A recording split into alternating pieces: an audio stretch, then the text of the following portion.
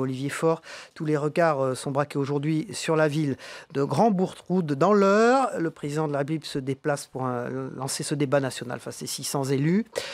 Pour vous, pour ce premier grand débat, qu'attendez-vous du président de la République, de ce contact, ce premier contact pour ce débat national? Bon, j'attends de sa part une clarification, parce que ce grand débat peut être utile. Il peut être utile.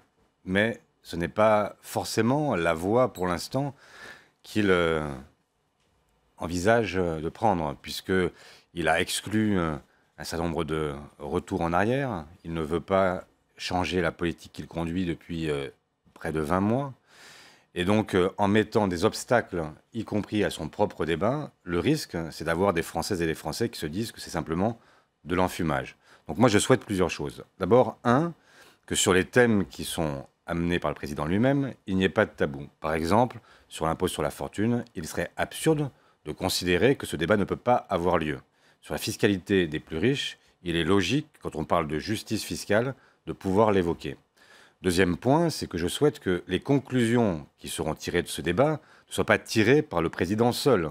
Ce serait là aussi absurde. Il ne veut pas être celui qui fait le tri seul entre ce qui est remonté, etc. Donc je souhaite qu'à l'issue du grand débat, il y ait une négociation, une conférence sociale qui permette de remettre autour d'une table les partenaires sociaux, les corps intermédiaires, les gilets jaunes aussi, et de faire en sorte qu'il y ait donc une négociation concrète pour les... Une conférence sociale, vous dites. Conférence sociale qui permette d'avoir ensuite des mesures issues de ce qu'aura été ce grand débat. Enfin, troisièmement, parce que je pense que les Françaises et les Français souhaitent avoir le dernier mot sur cette discussion, eh bien, qu'il puisse y avoir un référendum à choix multiples qui soit non pas la production du seul président, mais qui soit en fait la mise en question, la validation des différents compromis trouvés lors de cette négociation. C'est-à-dire qu'est-ce qu'il peut y avoir dans ce référendum?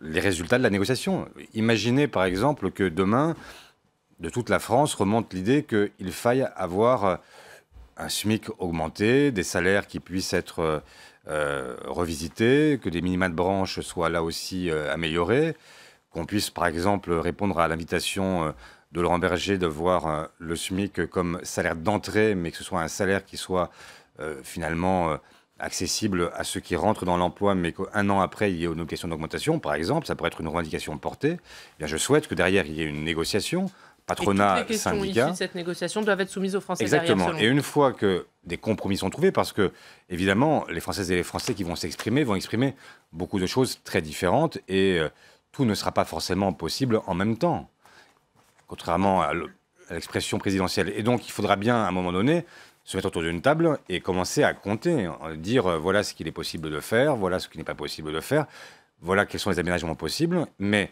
pour que ce soit véritablement l'œuvre des Français eux-mêmes, cela suppose qu'ils puissent le valider ultérieurement. Olivier Faure, dans sa lettre aux Français, le président de la République évoque une transformation du Sénat. Alors vous la voyez comment, vous, cette transformation du Sénat?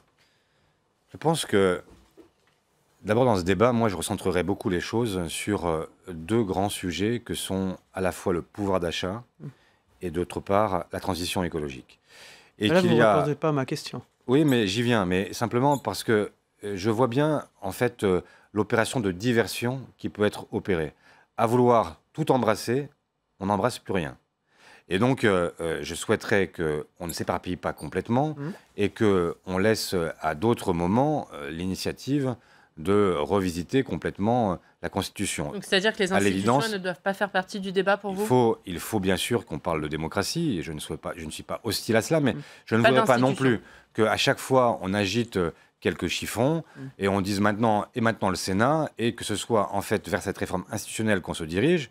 Sans doute faut-il faire évoluer nos institutions, elles ont vieilli, et y compris dans ces cas-là, faudrait-il poser non pas seulement la question des assemblées, mais aussi la question du pouvoir exécutif, parce que ce président est quand même extraordinaire. Il nous dit au fond, la crise c'est le Sénat, première nouvelle, la crise c'est l'Assemblée, là aussi première nouvelle. En revanche, l'exécutif, le président de la République, ça, on n'y touche pas, on n'en parle même pas. En gros, alors qu'en réalité, de vouloir faire passer la réforme des institutions par ce biais pour ne pas être embêté par les assemblées. Je crains qu'il ne cherche à opérer une opération de diversion et qu'il emmène le débat sur des sujets qui ne sont pas les sujets centraux.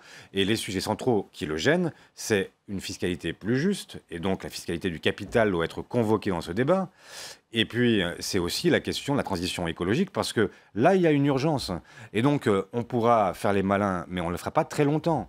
Parce que ce qui a été opéré avec la taxe carbone, cette augmentation de la trajectoire de la taxe augmentée de 55 milliards sur 5 ans, a rendu insupportable cette transition écologique aux yeux des Français.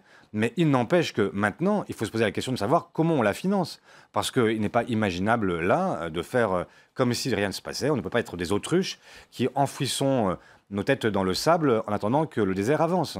Un mot rapidement pour parler du Sénat sur un tout autre sujet, puisque la commission des lois du Sénat entendra demain Christophe Castaner, Jean-Yves Le Drian, elle entendra Alexandre Benalla lundi suite aux révélations sur ses passeports diplomatiques. Qu'est-ce que vous attendez de ces nouvelles auditions ? Tout simplement qu'elles permettent, comme elles l'ont permis dans un premier temps, de faire apparaître progressivement la vérité. Dans cette affaire, chacun l'a bien compris, on est très loin de la fable qui nous fut contée à l'été dernier par le pouvoir. Rappelez-vous du porte-parole du président de la République expliquant qu'il n'y avait pas d'affaire, qu'il ne s'était rien passé, que Alexandre Benalla avait été l'homme le plus sanctionné de la Ve République. Et il a fallu ces auditions pour se rendre compte que, d'abord, tout le monde mentait, ensuite qu'il n'avait jamais été sanctionné, qu'il avait même été promu à l'issue de cette faute commise le 1er mai. Depuis, on découvre qu'il se balade dans le monde entier avec des passeports diplomatiques qui auraient dû lui être retirés. Et je veux bien que le pouvoir fasse comme s'il n'était pour rien dans rien. Mais enfin, soit ils sont parfaitement incompétents, soit ils sont parfaitement cyniques et tiennent un double langage qui est inacceptable. Pascal Jalabert. Oui, l'actualité, c'est aussi les élections européennes. C'est le moment où les partis désignent leurs candidats et leur tête de liste. Ségolène Royal n'a pas l'air très motivée pour conduire la liste du Parti socialiste. Alors, est-ce que c'est à vous d'y aller à la dernière élection nationale des européennes, 99? C'est François Hollande, c'est le premier secrétaire qui conduisait la liste.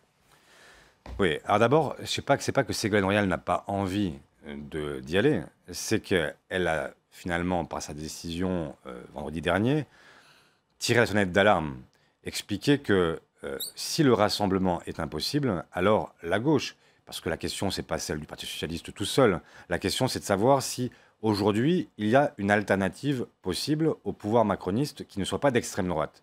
Parce que l'histoire telle qu'elle est écrite aujourd'hui, elle est simple à raconter. Le 26 mai, 20h, vous avez sur tous vos écrans de télévision une image qui s'affiche, qui est celle, en fait, d'une extrême droite qui est surpuissante, comme jamais.